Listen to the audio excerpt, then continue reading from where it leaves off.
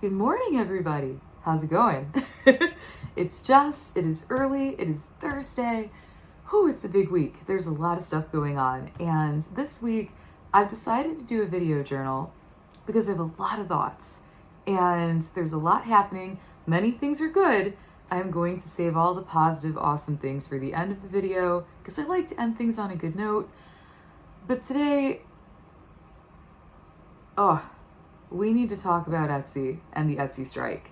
I just learned this was happening yesterday morning.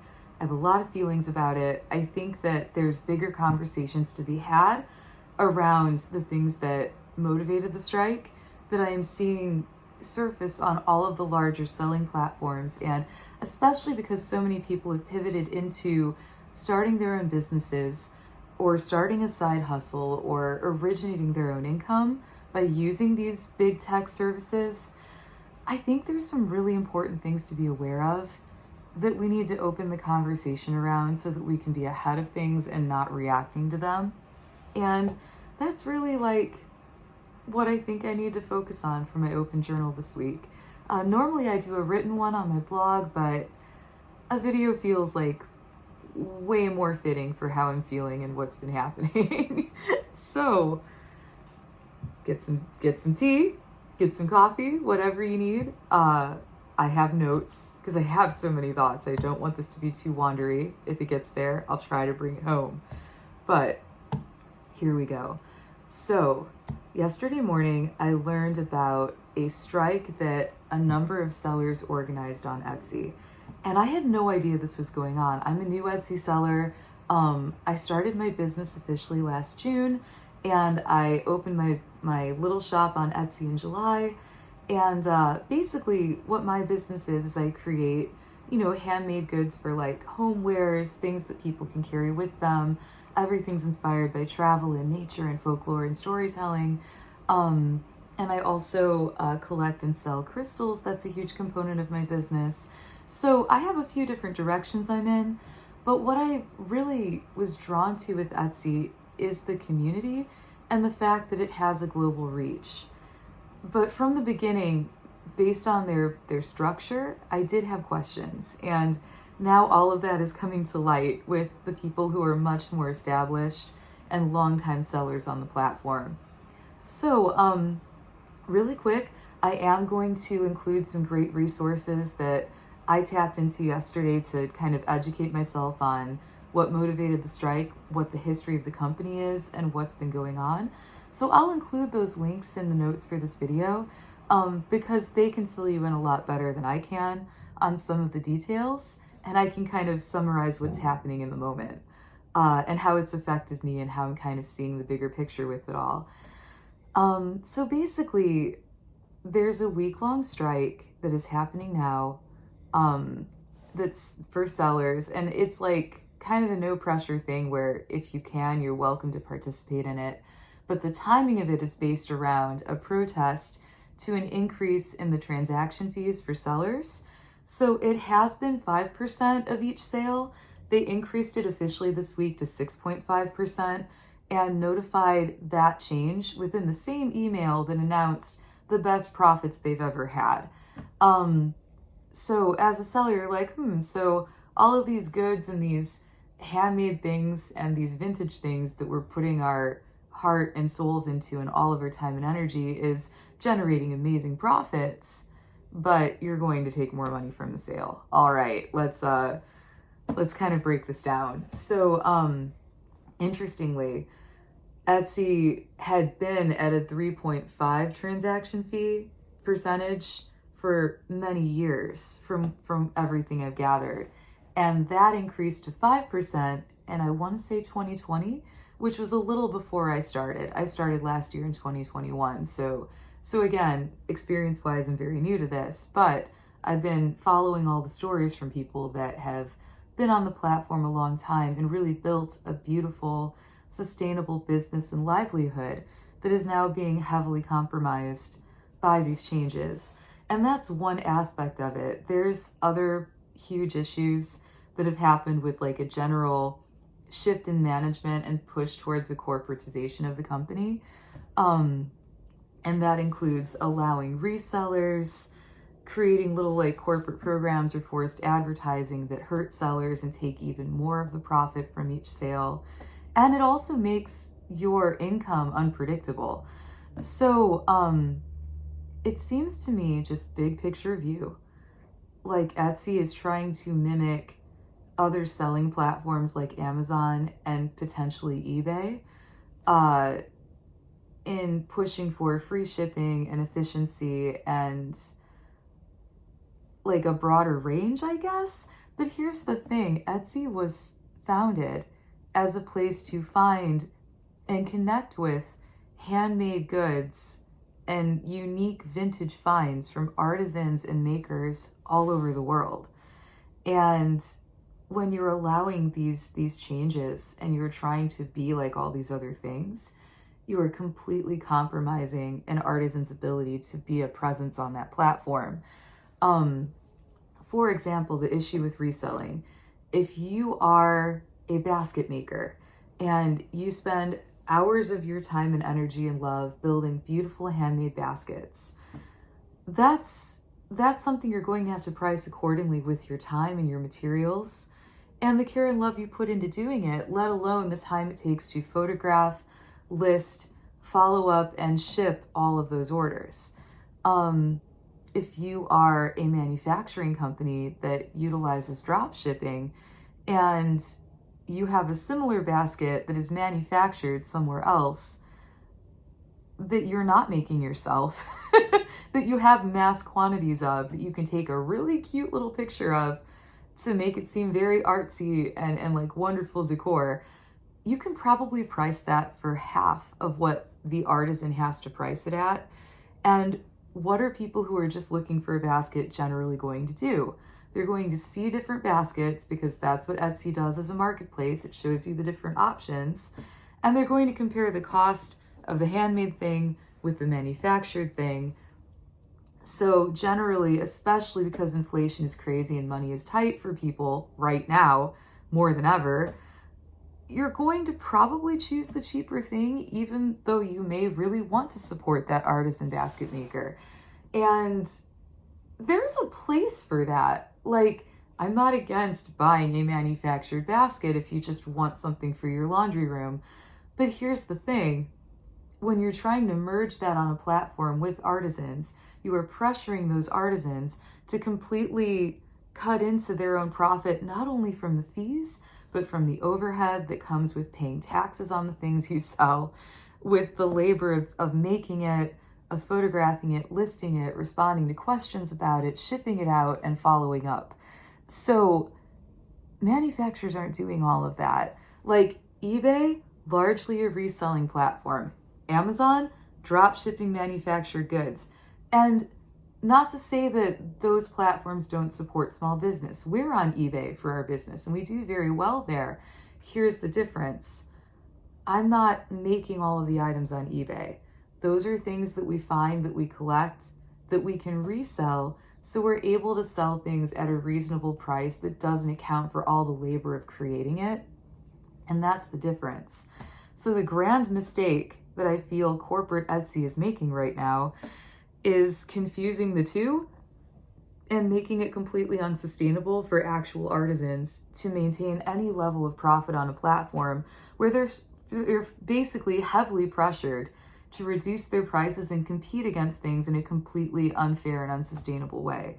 Not only that, but it makes it harder for buyers to find the things that are handmade and unique. Like, the absolute best part of being on Etsy, from my experience, are the connections you make and the amazing people you meet with other sellers, with buyers, and it has a global reach. It is so exciting to me when I sell something that's going halfway across the world, or when I get a message from somebody that receives something I've made that tells me they really loved it and it meant a lot to them. Like, that to me is the absolute best part of Etsy. And I fear that because these changes are becoming more frequent and more restrictive to sellers, it's going to choke out the ability for those relationships to thrive, because it's going to force all of the artisans to either not make any profit or pay to be on Etsy, or they're going to take their business elsewhere and do their own thing. Or maybe another tech platform will start that's more like what Etsy began as. But I think it's kind of unforgivable that this this corporation is using the reputation of it being a handmade support small business platform, and it's also trying to like live this duality of profiting like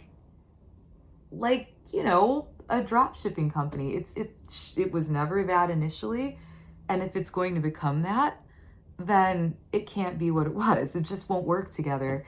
And I think so customers, other sellers, buyers on Etsy, great experience, genuinely. Like, very, very happy that I chose to start with Etsy for that reason. But if you're a seller and you have an issue or you need help or you need to like talk to somebody because there's a weird thing happening with shipping or a situation with your listings, it is like impossible to reach anyone. You are completely on your own, honestly. It's not this, if you're a seller, you're basically also a customer of Etsy because you are paying to be on there, and that margin just keeps increasing. And you're kind of treated like an employee of Etsy where you can be booted off the platform at any time for any reason, but you don't have any benefits of an employee. So if you are a person who has been making a good living on Etsy, creating your handmade wares or vintage finds, whatever it is, and these fees and these restrictions keep creeping into how you've been operating, it's taking a lot of choices away from you. And if the entire tagline is like start your own business and thrive here and create your own thing, like, well, all of your policies are infringing on that.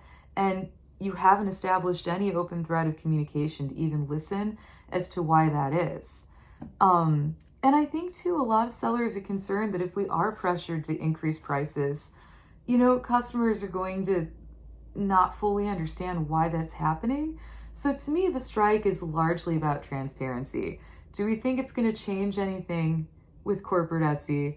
Probably not. They're probably doing some like PR management tactics right now. They're trying to create this narrative that the price increase is to benefit the sellers. It's not. It's to benefit them because sellers are doing quite well. And when you have investors and shareholders, you look at every angle at which you can increase your own profit off of the people doing the work. And that is something that, as a person who has been in the labor market since I was literally 14 years old, I've seen that over and over and over again. Only now with online selling, it's almost like buried within a lie. Like, because when you're selling on Etsy, you have your own business, but you're also subjected to whatever they decide. And there's no direct connection for you to have a voice in a situation where you have not only created and invented and built the inventory, but you're also doing all of the work of selling and listing it and communicating and building a customer base through that platform. Now, the things that Etsy does provide is the tech and the global reach and the ability to ship internationally without a whole lot of headaches. And that's something that I do really appreciate about it. But again, like, at what cost? At what cost of service is it worth it to be on that platform? And I think that's what a lot of people are deciding. So the reason why this conversation feels important is as more and more people are pivoting into doing their own thing and diversifying their income and originating work and starting businesses, it is so accessible to be able to use online platforms to get those things to the world. And there is a value in that. There really is. And when you're doing your own website, which is something I've been developing for a while on the commerce side, it is a lot of work and a lot of learning. And it's not for everybody, But I do feel like something is rising where there's a situation where people could potentially be really taken advantage of by the lack of voice in speaking against it. It's like you have an autonomy in what you're creating and selling, but you don't have the control or the input in terms of the structure. Like one of the biggest issues too for longtime sellers who are, I think it's if you make at least 10,000 a year on your Etsy shop, but I'm not entirely sure. But Etsy started this thing called offsite ads, where they will take people's listings and put them in advertising on like Instagram and Facebook and places like that. And if somebody clicks on that ad and goes to your item and buys it, then Etsy automatically takes an additional 15% of that sale because they put the ad out that got the person to click on it. That's taking away your choice to do your own advertising. And it's funny because I've actually met and spoken to sellers who, if they make a sale through offsite ads, they'll refund the person and cancel the transaction and then sell it to them directly. So they're not paying Etsy 15%. Like, it'd be one thing if it was voluntary, if you didn't want to put the effort into doing your own marketing. Yes, it's a service that's there. It's an expensive service, but it's a service that's there. However, at what point is it worth it to just utilize your own social media and your own customer base for that so that you're not, I mean, and again, it's the unpredictability factor, especially if you're a person that creates custom orders. Like there's this new little corporate flair thing they started called the Star Seller program on Etsy last fall. And a lot of people hate it because it's curtailed to a very specific kind of selling. Like for me, it hasn't been an issue, but I totally see where it is for other people. Like, because in my case, I'm listing items that are already in existence, whether it's a crystal or a bookend or a coaster set or, you know, a vintage print. Those things, once I list them, are ready to package, put in a box, and ship. And depending on what other work I have going on, I do have a 1 to 3 day processing time, but I've never needed longer than that because my item's already made. Now, one of the biggest draws to people on Etsy is the fact that they can connect with artists that do custom orders, which is a really incredible thing that you don't have necessarily on other platforms. Like if you're trying to, you know, find a really unique and special gift for somebody, the personalized quality is an amazing feature and a great way for people who do that as their art to reach other people. Like, however, depending on the nature of what that custom order is, if your processing time is too long, then you can't qualify to be a quote star seller. If you are a person who makes custom furniture, if you create wedding dresses, those are projects that are like a month's long endeavor. And I love doing commissions for people. I build furniture, I do painting, I do portraits. I will never put those things on Etsy because I feel like it will just set me up for failure in terms of how the platform operates. I'd rather do those things independently and off of the platform, so I'm not even entangling in that mess. Or the other thing with Star Seller is it has a caveat where you need to respond to messages within 24 hours. For me, that's generally not a problem. But if you have a family, if you're working, if you're like a really busy person that does Etsy on the side, sometimes it's not possible to get back to people within a day.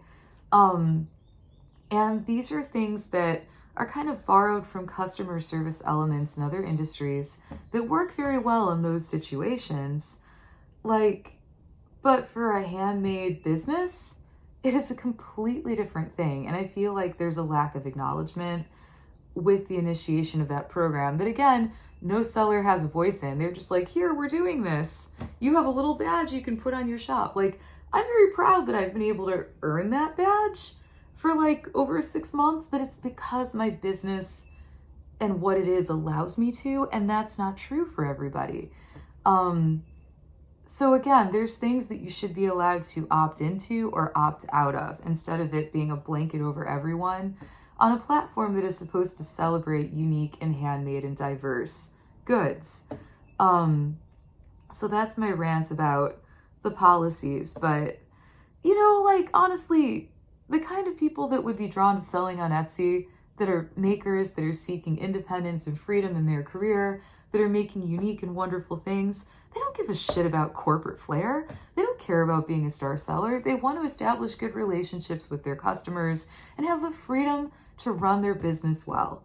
So if you're going to expect everybody to adhere to certain standards, fine, but like, there's no benefit that you would gain if you were an employee of this company. You know what I mean? Like, it's not conducive. It doesn't work.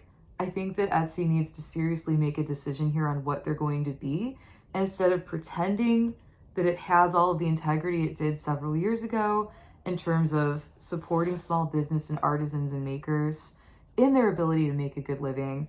I think it's seeing just literally how much it can take. There was one interview I listened to where a reporter had spoken to different investors in Etsy that had literally asked her the question, how much do you think we could charge sellers before they go somewhere else? Like, what is the limit? What is the threshold?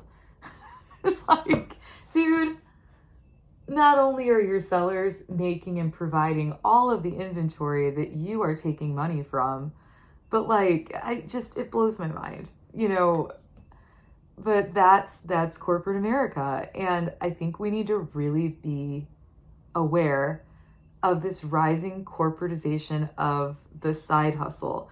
Because frankly, the side hustle is what got people through the pandemic. It's what helped me create a new career path when my entire industry was shuttered. It has become a critical pivot point for people in a time when, yes, there's a lot of jobs out there, but as wages increase to a somewhat better degree, prices are skyrocketing. So it's really not making a difference. And it's just another way to like keep people in this institutionalized cycle of never getting ahead.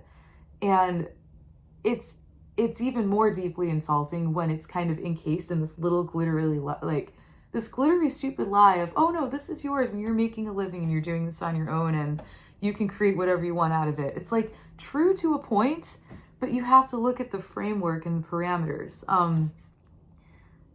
You know, it's everybody's seeking ways to diversify their income and to support themselves in a creative way, especially with all of the changes that have happened over the last couple of years. And one thing I will say for creative people that is constantly underestimated is we are tenacious, we are resourceful, and we will always find a way.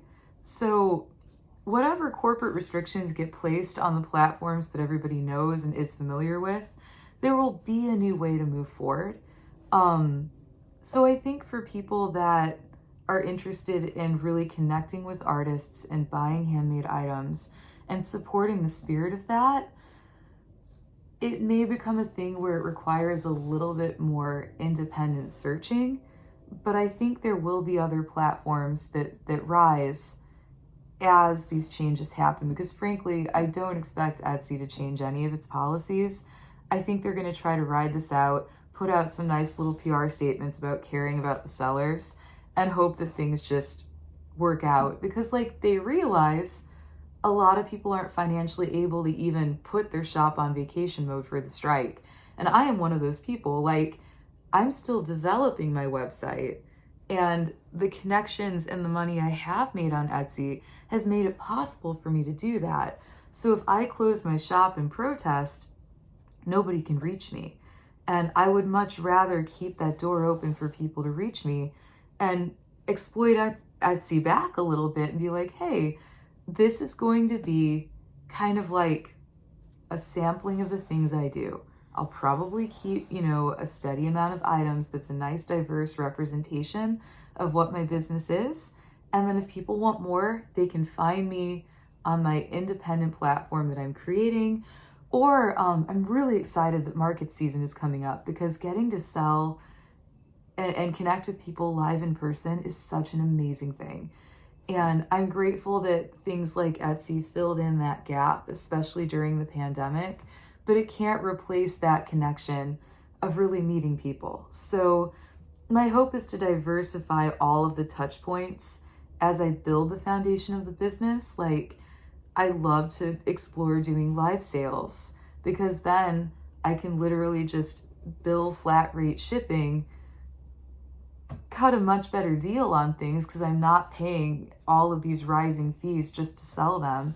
And it's a more direct line of communication. I don't have to depend on a third party entity to sell to people, to reach people, and to continue to doing what I love. So I think that doing some live sales will be really good. I've seen that you can have a shop on Instagram, which is something that I need to explore more. I'm building a shop through Shopify. So currently, the first thing I did is I started a website that is a blog, that is a resource, that is like the hub of everything I do. Because in addition to having a small handmade business, I am still designing and painting and doing art commissions. It's just like, instead of having one central full-time job or one singular platform, it's a very diverse breadth of different directions. Like there's markets coming up. And in a way, I love that because there's always a new possibility and a new avenue. So the website's a great way to tie all those things together. However, the website service I'm using is not the best in terms of having a shop. So what I'd like to do is have the commerce website separate so that I can link everything to that. And that way I have this where I'm selling and shipping, and this where I'm producing and posting all of my content. So I don't know if that strategy is helpful to anyone. There's going to be things I learn. There's going to be suggestions I'm always open to because I am pretty new at this. And I know a lot of other people are too. But yeah, ultimately, I love the people I've met on Etsy. I love that I've been able to ship internationally. I love that it got me into a place where I'm more familiar and comfortable with selling online. But because it seems like this is the direction things are going and fees are just going to increase and increase, I never want to be dependent on that platform. Oh, hang on, sorry. Phone's doing a thing. And I never want to be in a position where I'm dependent on that platform for my livelihood. So I think that's what a lot of people are feeling.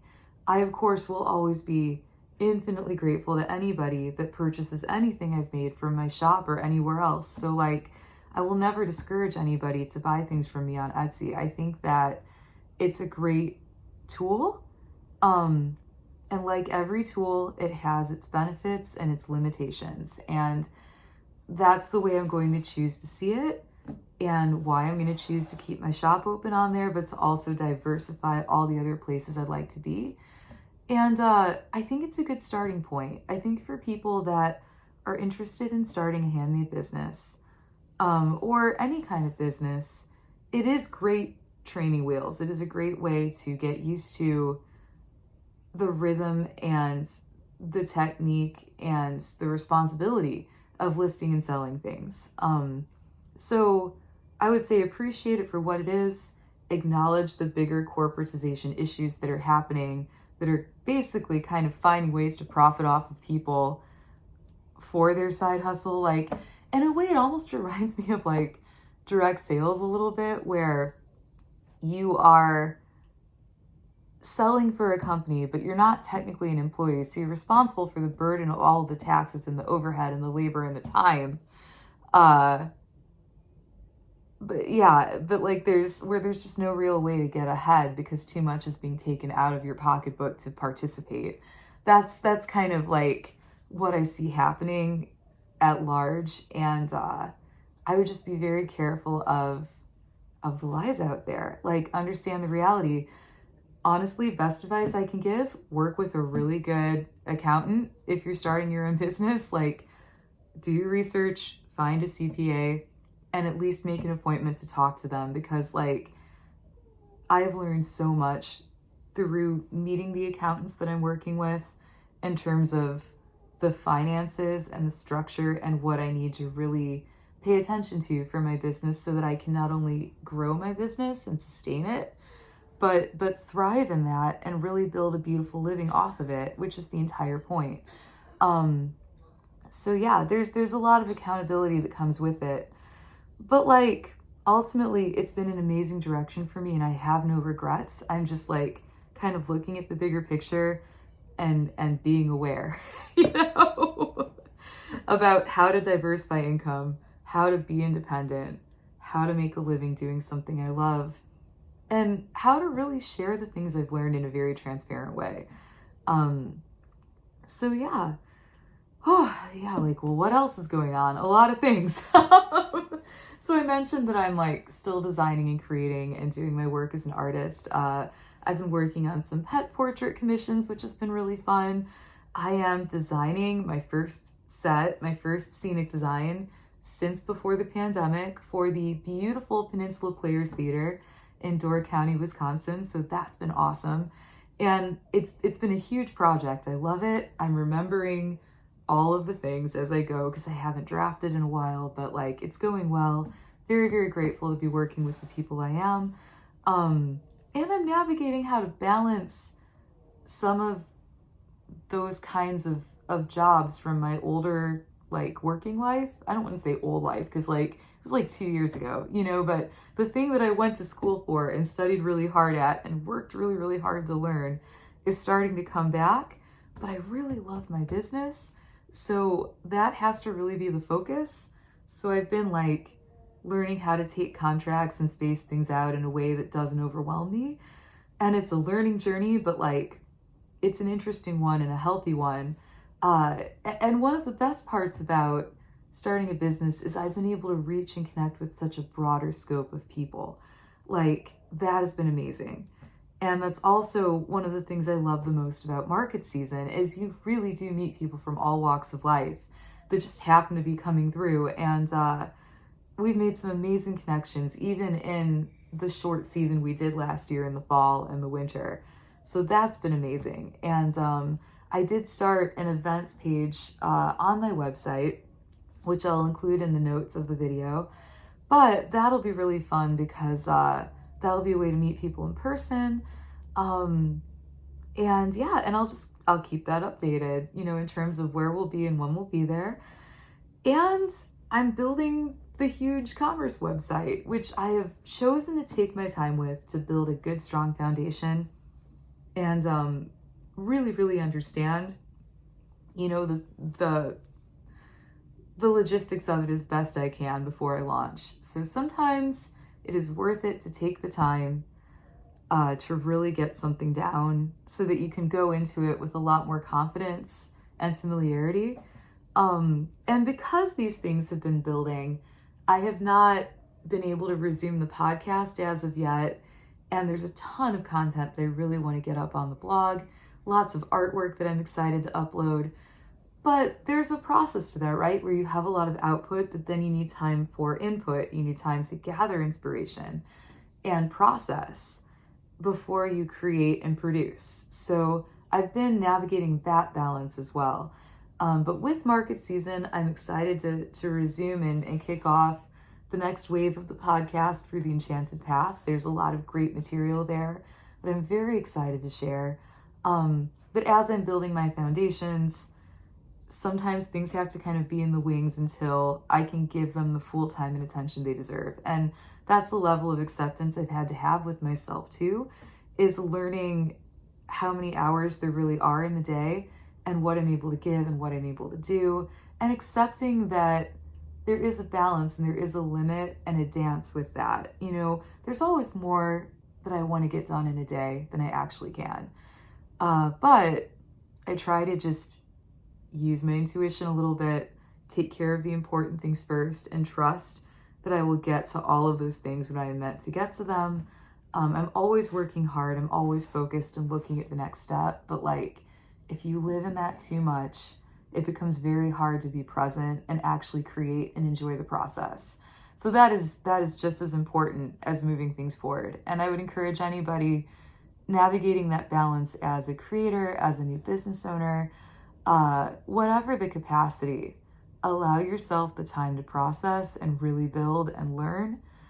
And then when you go to do the production side of it and the output of it, it will feel so much more solid and natural and authentic to you. So that's something I've definitely learned over the last couple months.